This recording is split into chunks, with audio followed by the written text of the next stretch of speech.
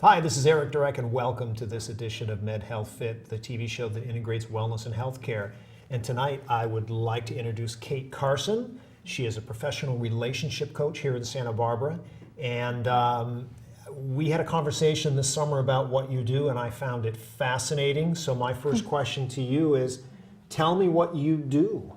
Tell me about yourself. Well, what I do is I support people in going through major transformations in their life. And that can be teaching them new skills, it can be helping them process things that have gone on, uncover some old childhood patterns that might be impacting their relationships, or if someone's choosing to make a change in their relationship, maybe it needs to change form and it's going to dissolve or take a new form, then I'll help them navigate that.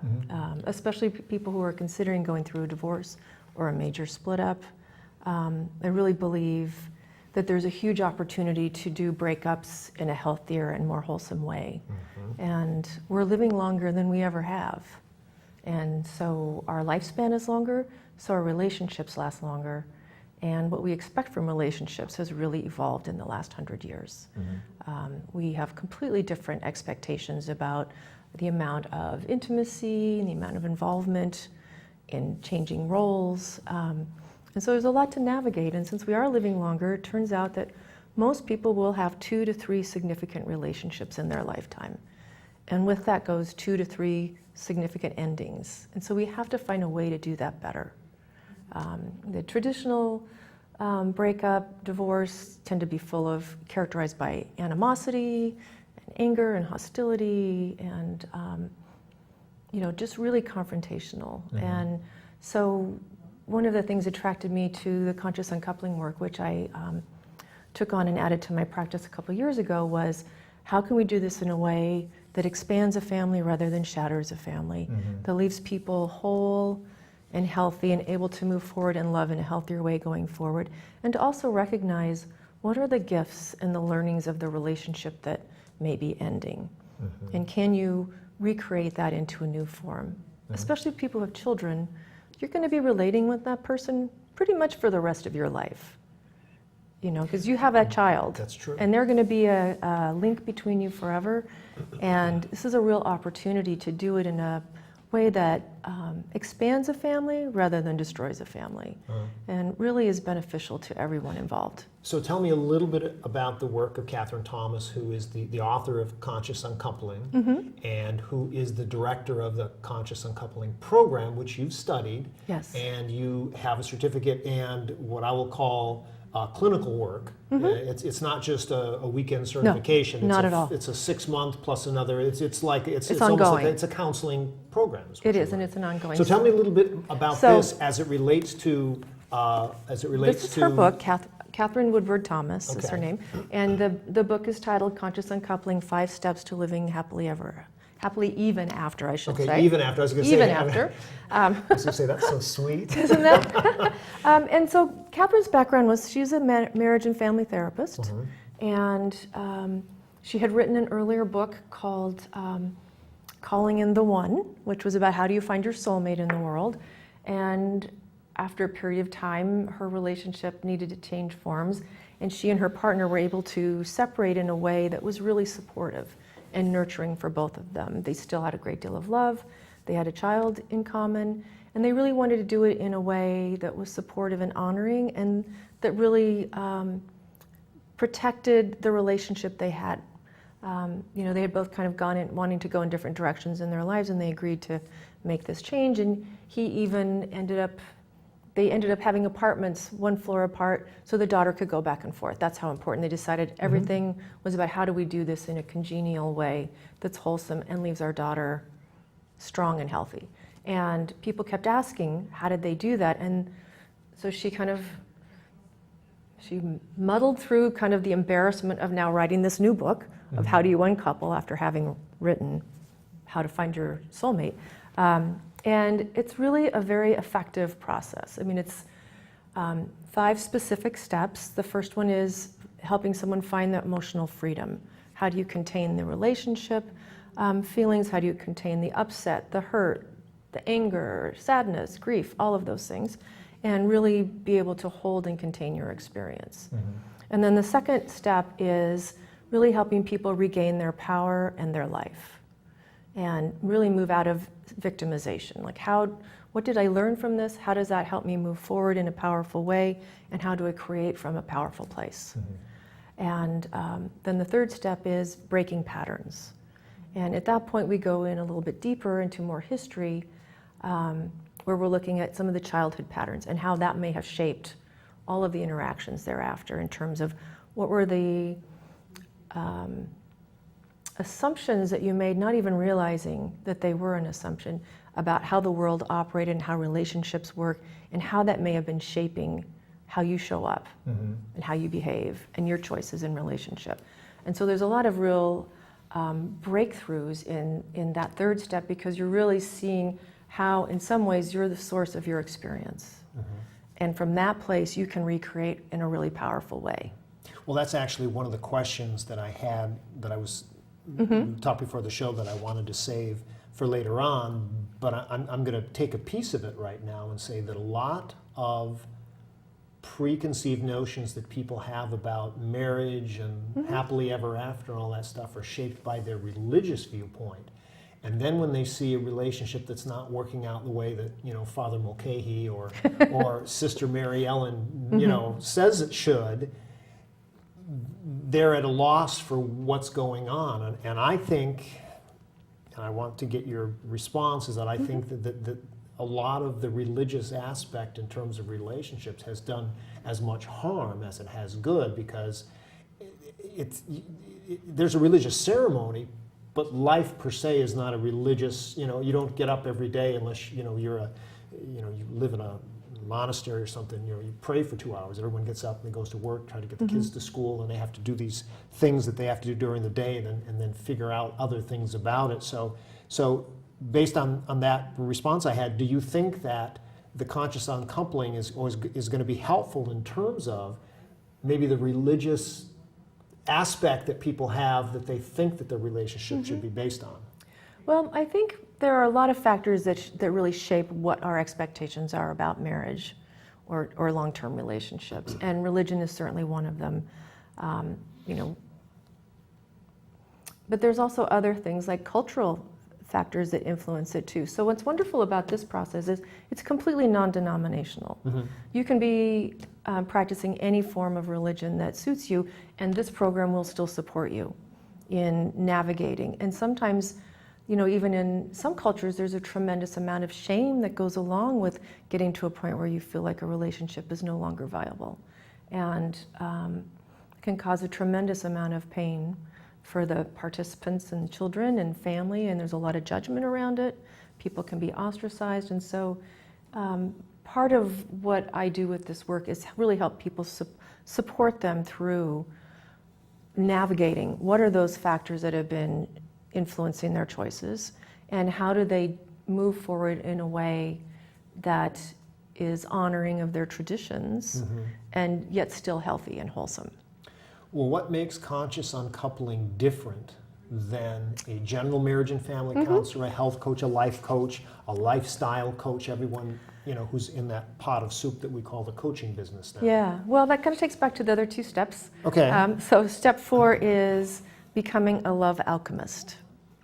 And what that means is, having taken all the learning from the first 3 steps, how can you now show up in a generative way to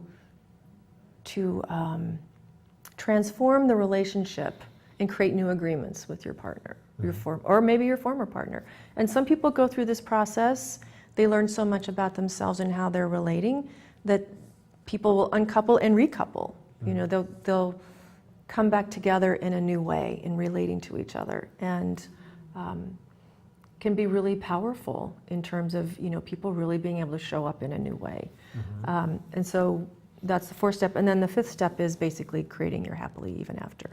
You know, what is the life you want? Even after Even after. though I went through this divorce, I still have to be happy. Yes, and you get to be, and you should be, you know, and that's the whole point is, and, you know, hopefully your partner will be too, and that you guys can expand the community without pulling on your friends and your family to make choices and feel awkward. You know, some people even will end up doing a formal ceremony where they include their community to witness and support, and just really come up and say, you know, we're doing this in a loving and respectful way. We honor each other, and no one has to take sides.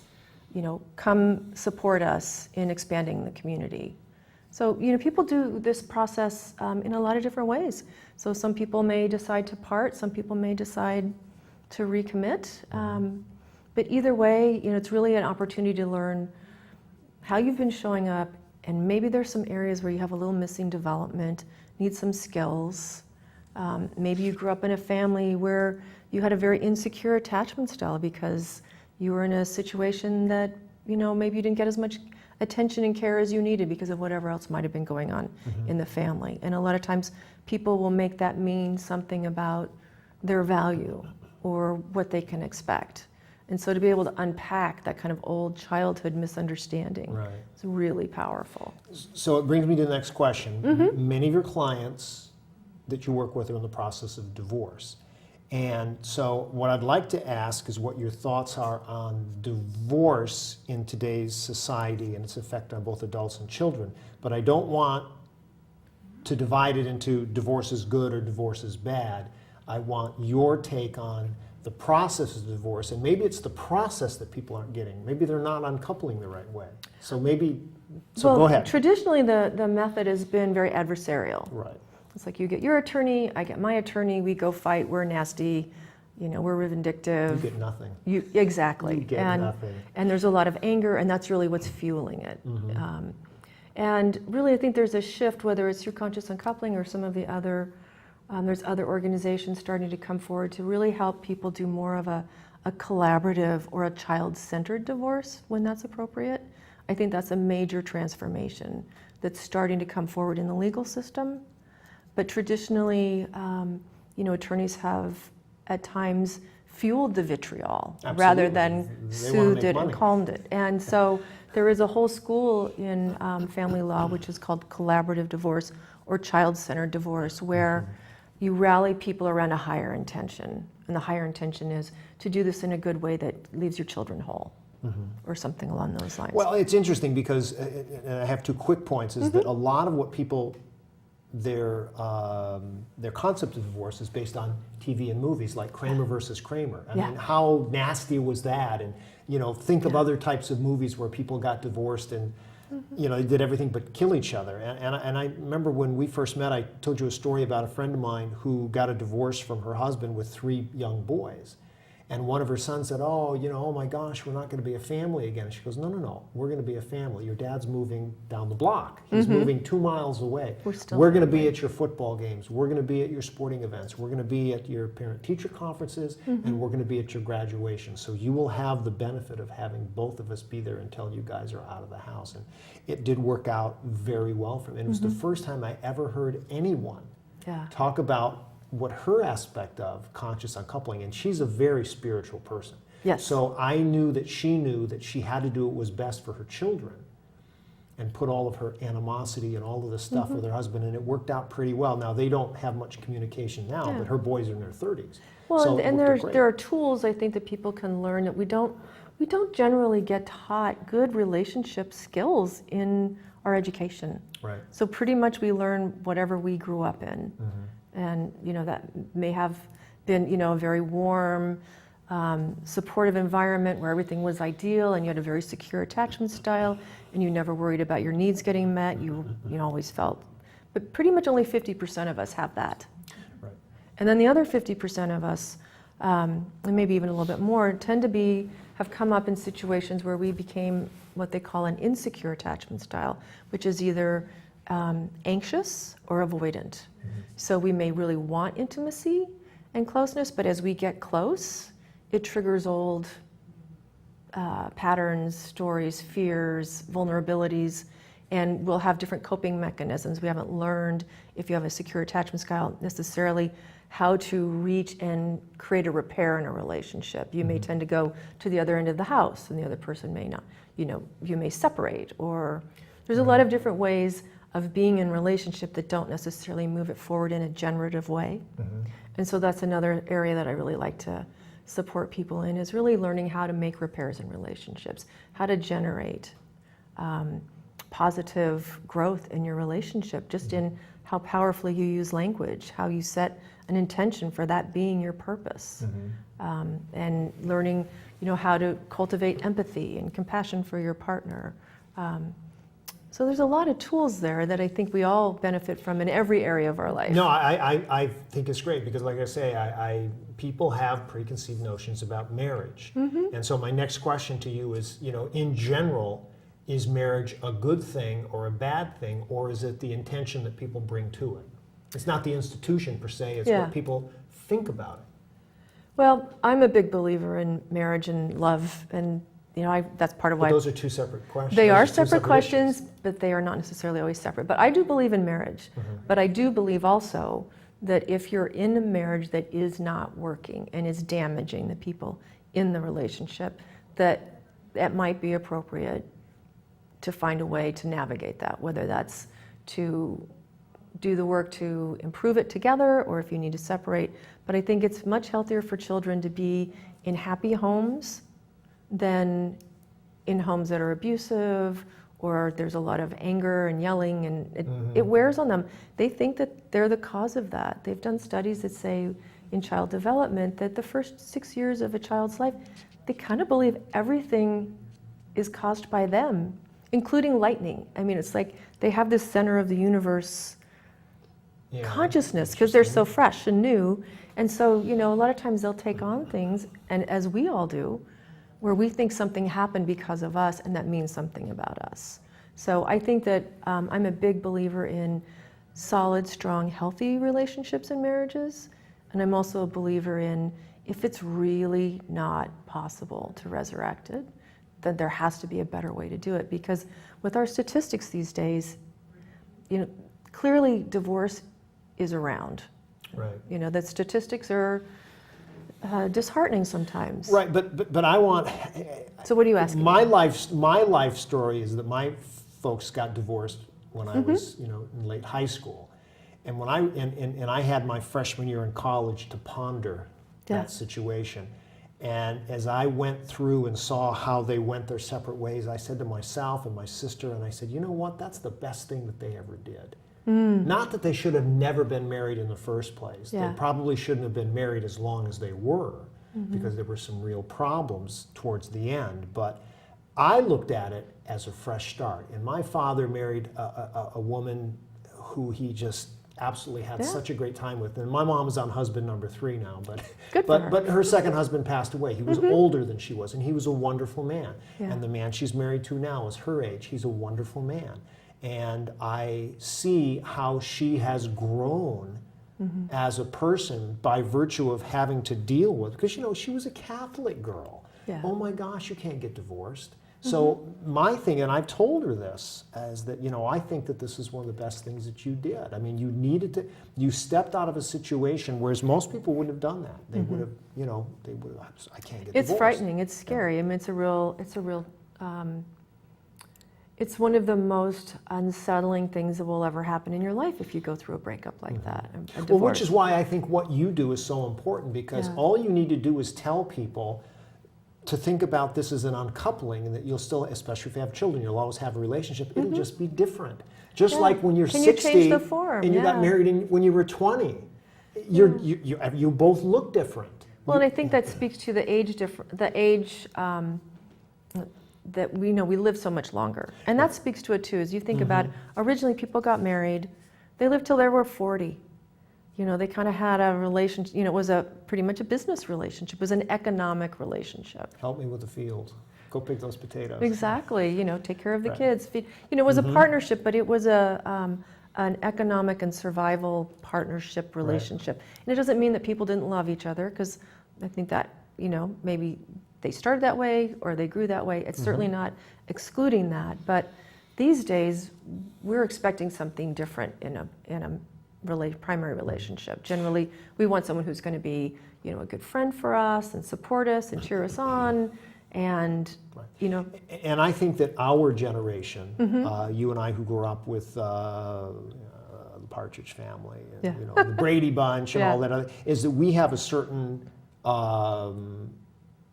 viewpoint of marriage and relationships based on Hollywood. Yeah. And people say, oh, no, no, no. I said, no, no, no. I'm sorry. You know, we can talk Kramer versus Kramer. I mean, I can pick out movies from the 1940s. You know, that I've seen thousands of movies in my lifetime, and some of these movies have a big impact. And I think that people in America, if they don't think that movies don't have an impact on their lives, I can tell them to quote a movie from 40 years ago, and they can do it. So I think that may skew a person's viewpoint as to what marriage and relationships and sexuality and nurturing and nurturing and all that kind of stuff may or may not be based on their outside view of the world. Yeah. You know, here we have a generation of kids that can have pornography on their iPhone.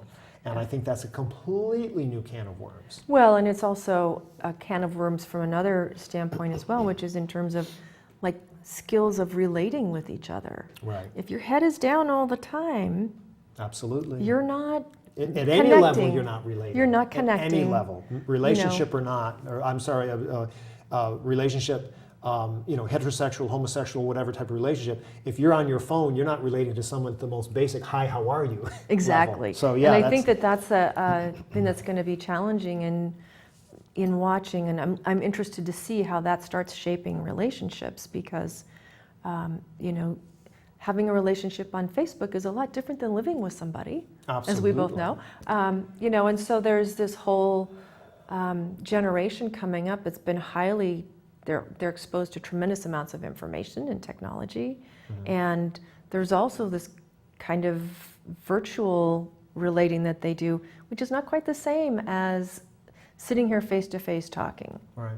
You know, and developing a connection. And long-term relationships, they need connection, and that needs to be nurtured. And Well, speaking of nurturing, we've got a few minutes left here. The next couple questions I'm going to ask is that do you see a natural evolution in relationships with these professional? I mean, there's always been dating services. There's always been matchmakers, you know, Hello Dolly and all that stuff. And we've got now Match.com, eHarmony, Professional Matches. We've got all these online things that are helping people to get to that next level. Do you see that as a good thing, as opposed to kind of sitting at home waiting for somebody to call, you know, back in the olden days or whatever? But is this helping or hurting? Because one of the things that I've heard about some of these types of these websites is that half the guys that are on there are married. They're not looking for a relationship. Yeah. They're looking for a tryst. Well, I think, first off, yes, I do think they can be amazing. I have personal experience in my family of my sister met her husband on eHarmony, and they have you know, two beautiful twin 8-year-old boys that they're absolutely a success story in my book. And they met on eHarmony, Excellent. which is one of the services I think that is geared more towards long-term relationships. Right. And I think that the key thing with the online dating is there's a little bit of buyer beware. You know, you need to, you know, look at the kind of app you're on, Right. and see what is the purpose of that. Is it swipe right, swipe left? That's a little bit different than something like eHarmony, where you go fill out an extensive questionnaire and they match you. Exactly. And then there's everything in between. And so Right. I think it can be wonderful because dating really is a sorting process. At least that's how I think of it. You're sorting to find the right person. And certainly online dating will let you sort more people from a wider range faster.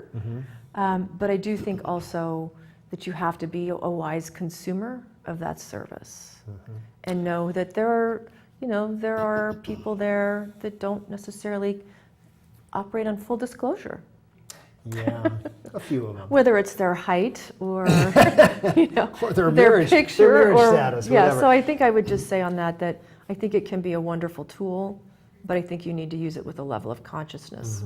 Well, and like I say, I think that your philosophy is, you know, here you're not giving dating tips to people, but you're giving them relationship tips on, you know, you really have to do, like everything else in life, you have to do The work. You have to do a Yeah. little bit of work. I remember M. Scott Peck when he wrote the book The Road Less Traveled, and people say, I just don't understand why this isn't working. He goes, because you're not putting in the time. You got You to have put the to time put it into this. practice. Yeah. Just like sports, just like academics, you have to put the time.